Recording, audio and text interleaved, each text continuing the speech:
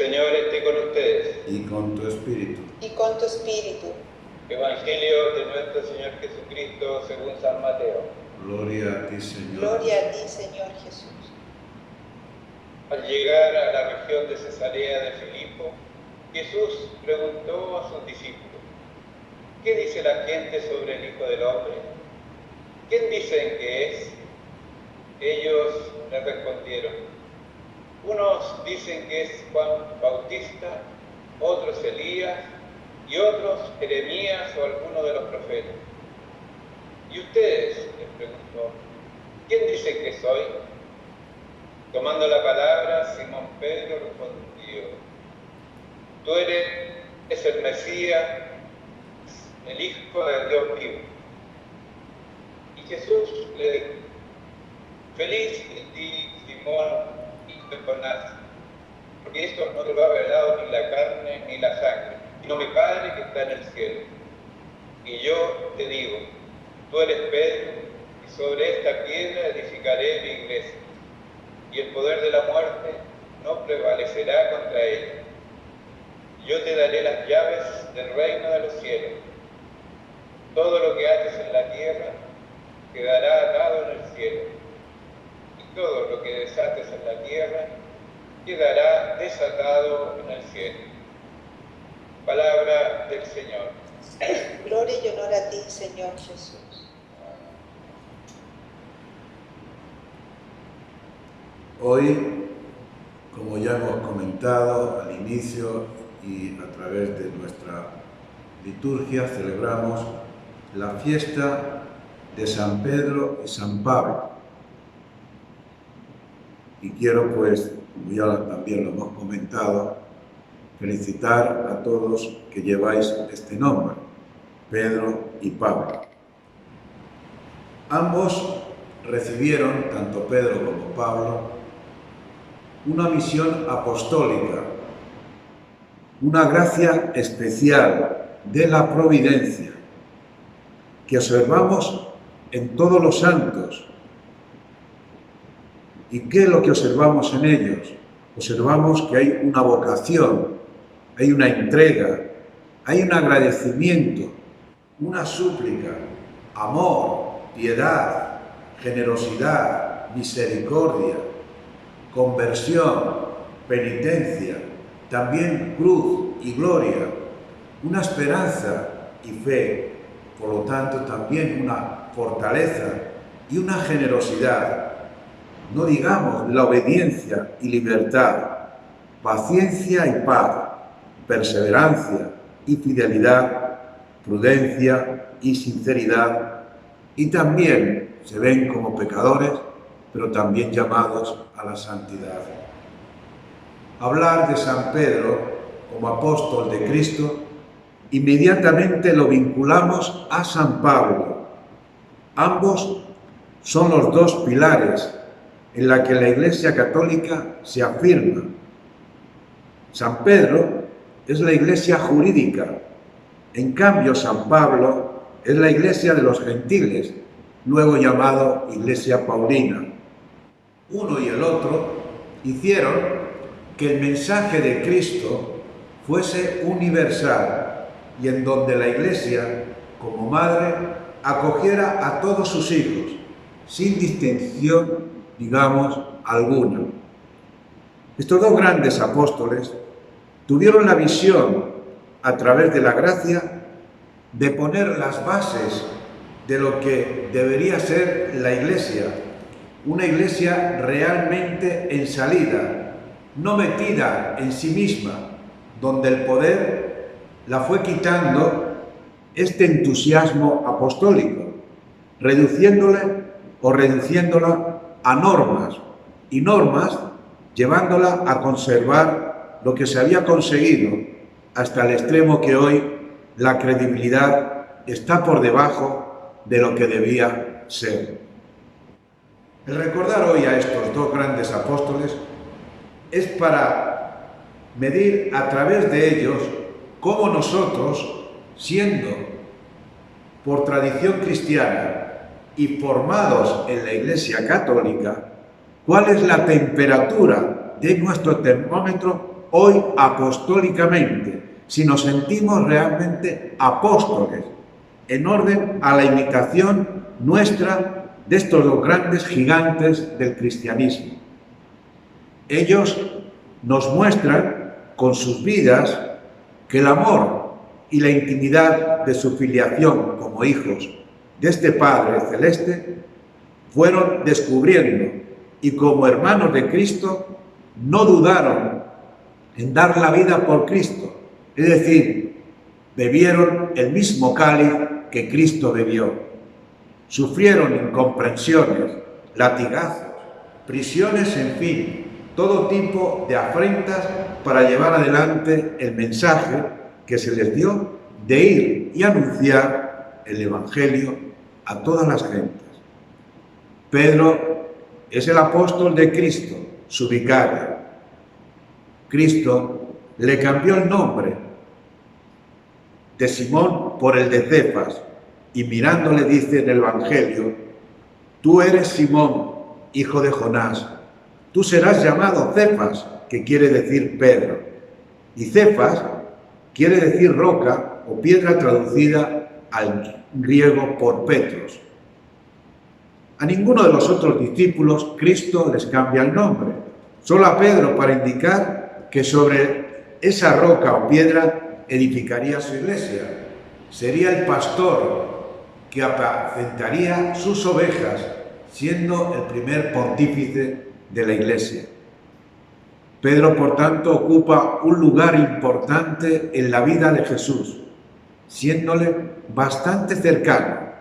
Jesús acudía a Pedro para estar en su casa, para subir a su barca, convirtiendo a esta, la barca, como afirmaba Benedicto XVI, que era la cátedra de Jesús, pues desde ella predicaba. Tenía una personalidad impetuosa y sincera. San Pedro tuvo también momentos de mucha debilidad. Llegó a negar 3 veces, no reconocer a Cristo en la noche que fue arrestado. Fue privilegiado con la primera aparición de Jesús y se dedicó a propagar sus enseñanzas. Después de la muerte de Cristo, toma el mando de la Iglesia, habla a la multitud en Pentecostés y propone a Matías para sustituir a Judas. Para ello necesitaba tener un carácter fuerte para conducir la naciente Iglesia. Terminó su vida dando a los 67 años fruto del martirio, crucificado con la cabeza hacia abajo, pues para él era indigno morir como su maestro. Mientras tanto, San Pablo nace en Tarso de Cilicia, una ciudad que hoy pertenece a Turquía. Disponía de la ciudadanía romana.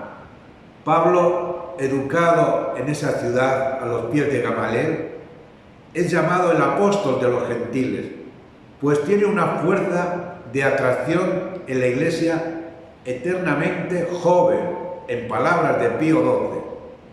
Era un hombre de gran cultura y de profundos sentimientos. El origen judío de Saulo y el hecho de haber nacido en Tarso son datos que encajan perfectamente en lo que conocemos de su dominio de las lenguas hebreas y griegas. Creció en el conocimiento e intimidad con Cristo, quien resucitado lo eligió y lo habilitó para que fuese también su apóstol por voluntad de Dios. El apodo del apóstol de los gentiles se lo ganó por cuanto llevó a un sinfín de viajes, donde dejó la semilla del cristianismo por su propia sangre, ya que su osadía le llevó a ser flagelado y encarcelado por anunciar a Cristo. Murió también en Roma sobre los años 67 de nuestra era.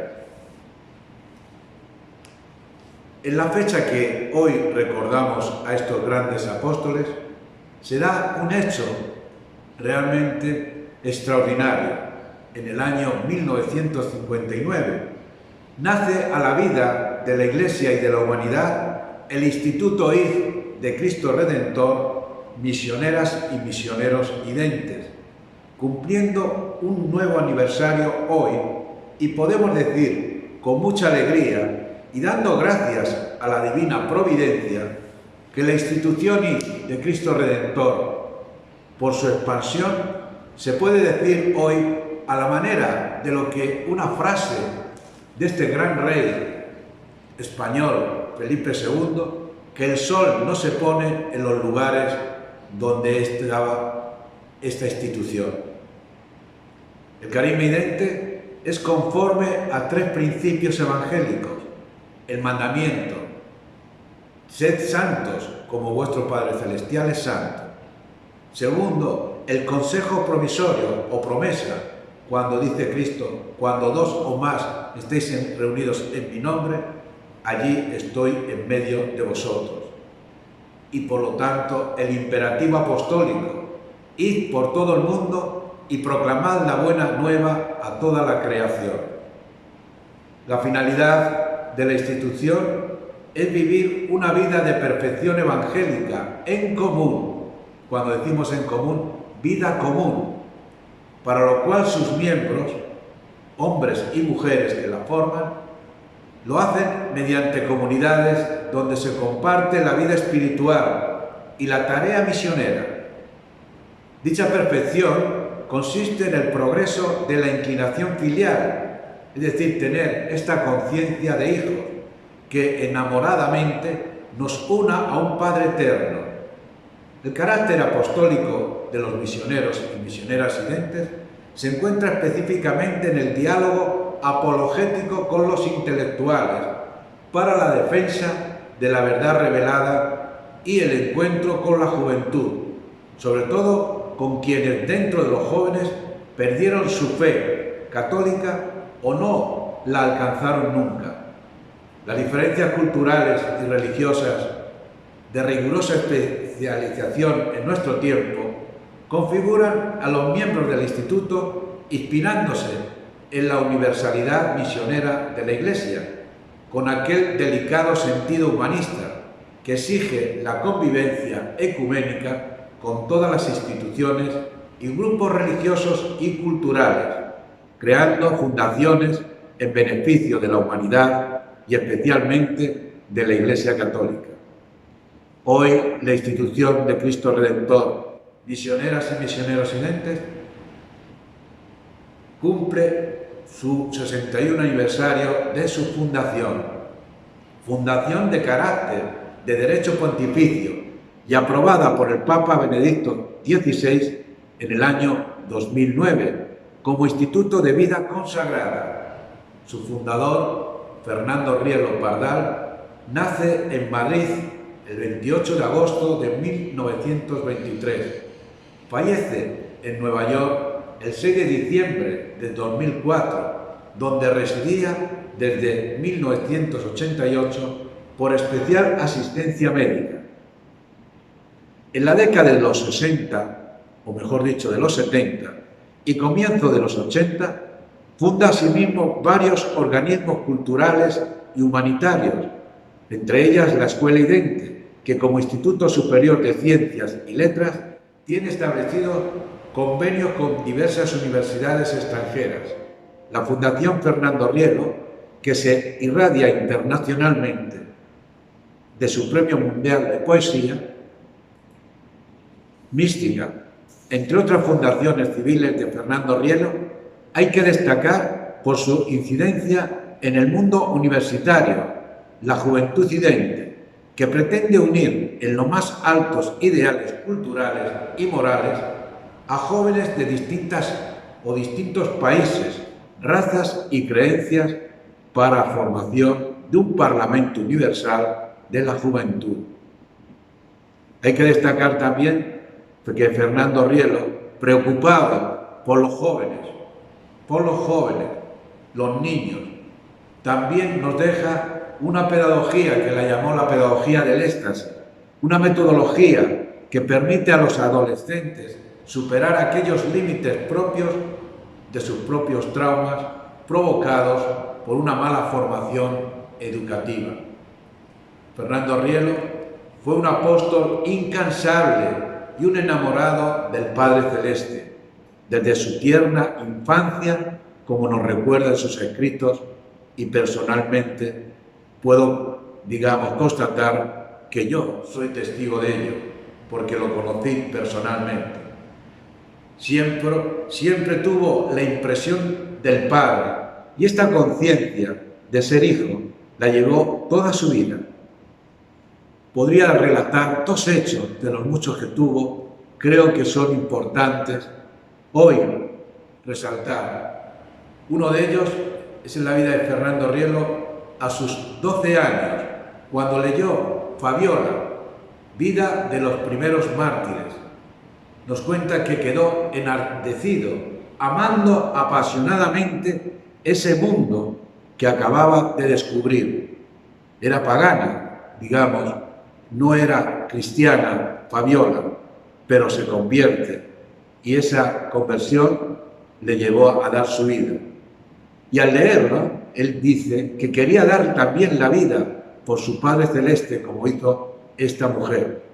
El otro, a sus 16 años, tuvo una experiencia de grandes proporciones, y esto ocurrió en Balsaín, Segovia. Ahí estuve personalmente también, os puedo decir. Y esto fue, dice que en la madrugada del día 28 de agosto de 1939, y era su aniversario de su nacimiento. En este lugar, llenos de pinos que apuntaban al cielo, mudos testigos de esta escena, mientras descansaban sus compañeros, porque estaba en una actividad, podríamos decir, aquí comparando, allí se decía la OGE, y es comparando como los Boy Scouts, porque él estuvo muy metido, porque tenía un sentido también social, y con los jóvenes, y estaba haciendo un campamento, y mientras los compañeros dormían, él se tuvo que levantar porque sentía una fuerza misteriosa. Le impulsó a levantarse e internarse monte adentro mientras se abría paso junto a los pinos. Con el tibio rayo del sol sobre su rostro, escuchó la tierna voz del Padre que le decía: Fernandito, hijo mío, sé santo como yo tu Padre, soy santo. Conmocionado, mientras oía esas palabras, se abrazó a un árbol, buscando febril su cintura. Apenas para poder seguir el camino, oí, dice así, la voz de Cristo que le decía: yo soy tu pastor y tú serás mi zagal. Fue una experiencia imborrable, prometiéndole que siempre se habría de repetir o se habría de arrepentir de todo aquello que le desagradara y que pasaría toda su existencia buscando en cada momento su voluntad, sus deseos y sus sentimientos. Fue una promesa, un juramento, una palabra de honor, de no separarse nunca de él y estar al lado suyo en cada instante, siempre. Ingresa a la familia religiosa Congregación del Santísimo Redentor, los redentoristas, formándose en el campo religioso, filosófico y teológico. Durante este periodo, Fernando Rielo recibe en distintos momentos de la providencia lo que tenía destinado para él. Es así que, por acuerdo con los superiores de la Congregación del Santísimo Redentor, vuelve a la vida civil, no sin haber profesado antes sus votos perpetuos. Es ahí que inicia la búsqueda de lo que él había experimentado en el monasterio. Consulta a 12 personas de gran renombre espiritual, monjes entre ellos, para conocer su parecer si debía o no fundar. Él cuenta personalmente que todos estos 12 hombres de renombre que tenían espiritual y moral le dieron su aceptación, que no era producto de su imaginación, como él pensaba.